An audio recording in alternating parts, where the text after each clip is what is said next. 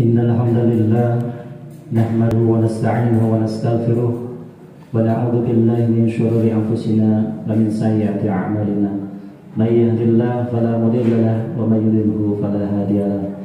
Asyhadu an la ilaha illallah wa asyhadu anna Muhammadan 'abduhu wa rasuluh la nabiyya ba'da. Wa qala Allah ta'ala fil Qur'anil Aziz, a'udzu billahi minasy syaithanir rajim. Qul uhiya ilayya annahu istama'a nafarun minal jinni faqalu inna sami'na qur'anan 'ajaba. Wa qala aidan law anzalna hadzal qur'an 'ala jabalin la ra'aitahu khashi'an mutasaddian min khasyatillah wa tilkal amthal nadribuha lin-nasi la'allahum yatafakkarun. Shadaqallahul 'azim. Alhamdulillah, segala puji bagi Allah yang tidak henti-hentinya memberikan kenikmatan kepada kita, dan kenikmatan yang tak terhingga. Salah satu kenikmatan yang kemudian Allah Subhanahu wa taala hadirkan pada saat ini adalah Allah Subhanahu wa taala himpun kita di masjid, di rumah Allah Subhanahu wa taala yang mulia ini. Ini tentunya menjadi kenikmatan yang luar biasa untuk kita semuanya. Karena tidak semua orang Allah Subhanahu wa taala takdirkan untuk hadir di masjid-masjid, di rumah-rumahnya Allah Subhanahu wa taala. Dan Allah takdirkan, Allah pilih kita semua menjadi tamu-tamunya Allah di rumahnya Allah Subhanahu wa taala. Salawat dan salam mudah-mudahan selalu tercurah kepada baginda Nabi Muhammad sallallahu alaihi wasallam, yang dengan beliau Islam ini masuk tidak hanya ke Indonesia tapi sampai dengan rumah-rumah kita. Kita bersyukur pada Allah Subhanahu wa taala utus seorang rasul yang menjadi tauladan, tidak hanya untuk umatnya, tidak hanya untuk umat pada saat Rasulullah SAW diturunkan, tetapi hingga kemudian akhir zaman.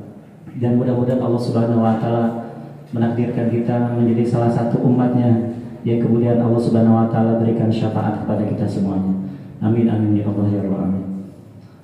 Hadirin sidang Jumat yang sama-sama mengharapkan dari Allah Subhanahu wa taala, kalau kemudian kita melihat sirah-sirah yang ini menjadi iktibar, yang menjadi pelajaran untuk kita semuanya, bagaimana kita mendapati satu sirah, satu sejarah seorang Nabi Musa yang kemudian dihadapkan dengan Raja Fir'aun yang begitu luar biasa. Kemudian Allah Subhanahu wa taala memberikan karunia yang luar biasa kepada Nabi Musa, yaitu memberikan sebuah tongkat yang berubah, bisa merubah menjadi ular dan kemudian mengalahkan ular-ular yang dibuat oleh para penyihir pada saat itu. Dan kemudian tongkatnya Nabi Musa ini bisa membelah lautan. Kemudian kalau kita melihat juga bagaimana mukjizat, bagaimana keistimewaan yang diberikan kepada Nabi Sulaiman. Nabi Sulaiman tidak hanya bisa berbicara dengan kaum manusia, kepada para rakyatnya, karena beliau adalah seorang raja, tetapi Masya Allah, Allah Subhanahu wa taala berikan kemuliaan dengan beliau bisa berkomunikasi dengan hewan dan para jin. Kalau kemudian kita melihat juga bagaimana seorang Nabi Isa alaihissalam bisa menyembuhkan orang-orang dengan hanya mengusap saja. Bahkan bukan hanya menyembuhkan seorang, tetapi bisa menghidupkan yang sudah mati. Hadirin jamaah salat Jumat sekalian, inilah kemudian yang kita ketahui dengan yang namanya mukjizat. Bagaimana karunia-karunia Allah yang kemudian diberikan kepada nabi-nabi pilihannya. Lalu kemudian kita bertanya, apa itu mukjizat? Kalau dalam benak kita mukjizat itu adalah sesuatu yang luar biasa yang diberikan kepada para nabi, para rasul, maka itu tidak salah. Tetapi ada yang perlu kita sempurnakan. Bagaimana mukjizat ini asal katanya dari a'jaza yu'jizu i'jazan, dan isim fa'ilnya mu'jiz, kemudian ditambahkan dengan tak marbutoh di akhirnya, yang itu berarti superlatif. Apa menurut etimologi atau bahasa, bahwa mukjizat itu awal katanya adalah melemahkan. Bagaimana yang awal katanya melemahkan ini bisa berarti sesuatu yang luar biasa yang Allah Subhanahu wa taala berikan kepada nabinya. Ternyata dalam istilahnya melemahkan maksudnya melemahkan lawannya. Jadi kalau kemudian Allah Subhanahu wa taala berikan mukjizat tongkat kepada Nabi Musa, Melemahkannya seperti apa? Ternyata tongkatnya Nabi Musa ini melemahkan apa yang terjadi pada saat itu, sihir-sihir yang merajalela. Karena pada zaman Nabi Musa yang merajalela, yang menjadi viral itu, yang menjadi isu di publik itu adalah para penyihir. Kalau kemudian kita melihat bagaimana Nabi Isa bisa menyembuhkan bahkan menghidupkan, maka ini melemahkan musuhnya, yaitu orang-orang yang tabib-tabib yang bisa menyembuhkan, tetapi dia tidak bisa sampai menghidupkan. Begitu juga dengan mujizat-mujizat yang lainnya. Lalu kemudian Allah Subhanahu wa taala memberikan mujizat yang luar biasa kepada Nabi kita, Nabi Muhammad SAW. Apa itu? Tentunya banyak kita dapati dalam sirah-sirah mujizat-mujizat yang Allah Subhanahu wa taala berikan kepada Nabi Muhammad SAW. Salah satunya pada saat kekeringan, maka kemudian keluarlah air dari ruas-ruas jarinya. Pada saat satu perang, kemudian kesulitan bahan makanan, maka Rasulullah SAW menyampaikan kepada bagian dapur untuk memasak, dan masaknya itu sangat terbatas. Tapi ternyata Masya Allah, itu bisa cukup untuk ratusan orang para sahabat pada saat itu. Kalau secara manusia tidak akan cukup. Dan tentunya banyak-banyak lagi mukjizat yang kemudian Allah Subhanahu wa taala berikan kepada Rasulullah SAW. Dan luar biasanya Allah Subhanahu wa taala menurunkan mukjizat yang namanya Al-Qur'an. Al-Qur'an ini adalah mukjizat terbesar yang Allah Subhanahu wa taala berikan kepada baginda Nabi Muhammad SAW. Kalau kita melihat Nabi Isa, mungkin bisa jadi saat ini ada dokter yang bisa dengan obatnya, dengan takdir Allah Subhanahu wa taala bisa sembuh. Tapi kemudian tidak ada yang kemudian bisa menghidupkan lagi orang pada saat ini. Kalau kita melihat Nabi Musa dengan tongkatnya bisa membelah lautan, maka dengan tongkat siapapun yang sekarang ini punya tidak akan bisa membelah lautan. Tetapi Allah Subhanahu wa taala memberikan Al-Qur'an ini sebagai mukjizat, dan mukjizatnya tidak terbatas pada saat zamannya Rasulullah SAW saja. Al-Qur'an ini menjadi mukjizat untuk kita umatnya. Bagaimana Al-Quran ini bisa sampai yaumul akhir menjadi sesuatu kado yang luar biasa untuk kita. Kita melihat juga bagaimana seorang Umar bin Khattab bisa masuk Islam karena syariatnya Quran surat Thaha. Seorang Umar bin Khattab yang kalau zaman sekarang bisa dikata dengan preman gitu, yang hatinya bengis, yang akhlaknya kasar, yang perangainya buas, tetap bisa luluh lantah dengan surat Thaha. Bagaimana kita juga melihat seorang Tufail. Tufail ini adalah seorang pujangga pada saatnya, pada masanya, yang kemudian beliau masuk Islam karena mendengar ayat-ayat Allah Subhanahu wa taala. Dan tidakkah kita tahu bahwa seorang Abu Jahal, Fir'aunnya abad ini, kata Rasulullah SAW, Fir'aunnya umat ini, itu dengan bersembunyi-sembunyi datang ke rumahnya Rasulullah SAW, ingin mendengarkan bacaan Al-Quran yang dilatunkan oleh Rasulullah SAW.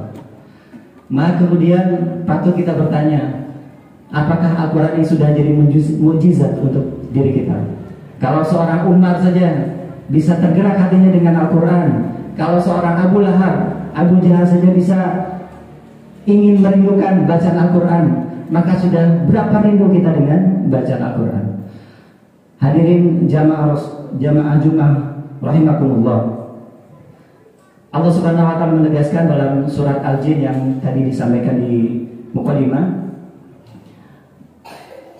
Qul uhiya ilayya annahu istama'a nafarun minal jinni faqalu inna sami'na Qur'anan 'ajaba. Bahwa masyarakat jin, kaum jin saja mendengar Al-Quran itu berkata Qur'anan 'ajaba.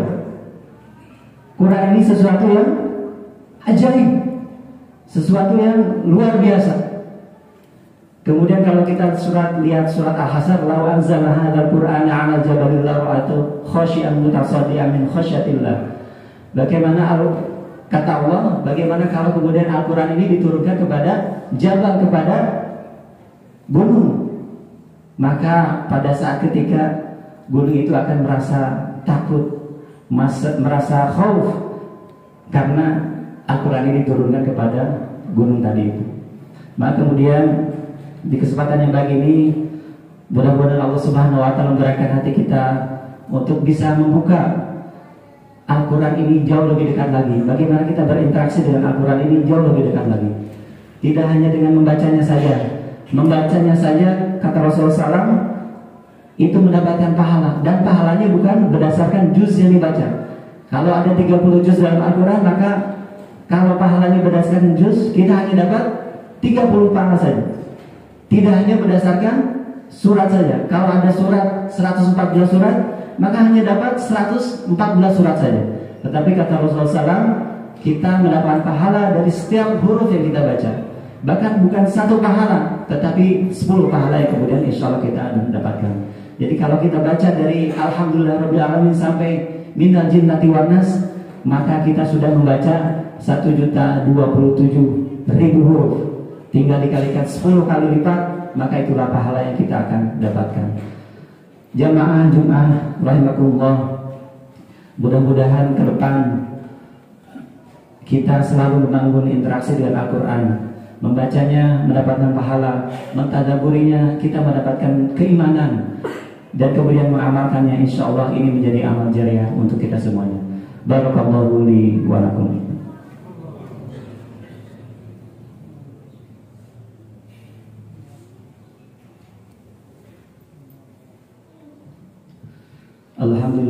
Alhamdulillahilladzi anzala sakinata fi qulubil mu'minin liyazdadu imanan ma'a imanihim. Asyhadu an la ilaha illallah wa asyhadu anna Muhammadan abduhu wa rasuluh. Sallallahu ala nabiyya Muhammad sallallahu alaihi wasallam wa ala alihi washabihi ajmain, amma ba'd. Di khutbah yang kedua ini saya ingin menyampaikan bagaimana interaksi kita dengan Al-Quran ini harus terus kita tingkatkan. Kalau kemudian kita berkata rasanya pagi-pagi sibuk dengan persiapan bekerja, kemudian siang sampai sore saya tidak sempat untuk membaca Al-Quran, malam hari saya lelah untuk kemudian bisa membaca Al-Quran.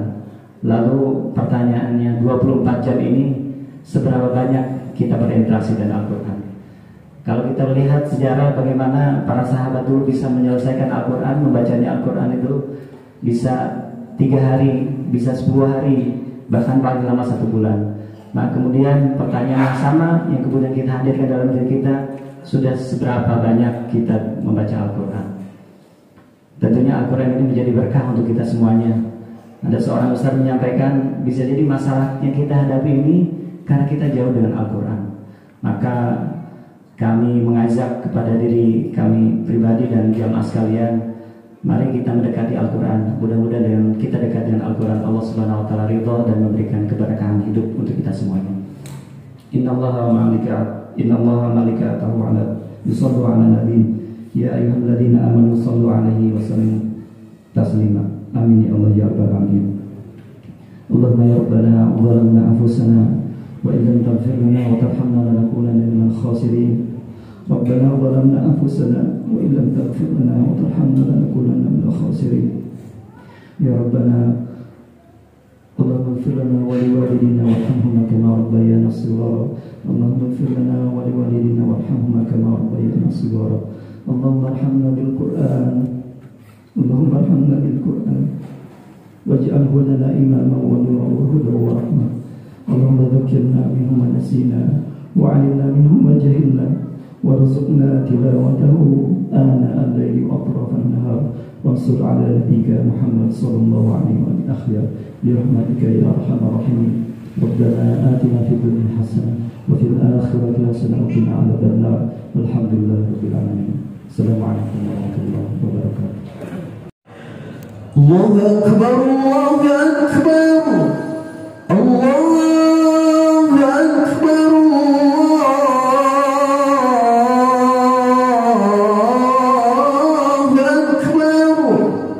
Asyhadu an la ilaha illallah. Asyhadu an la ilaha illallah.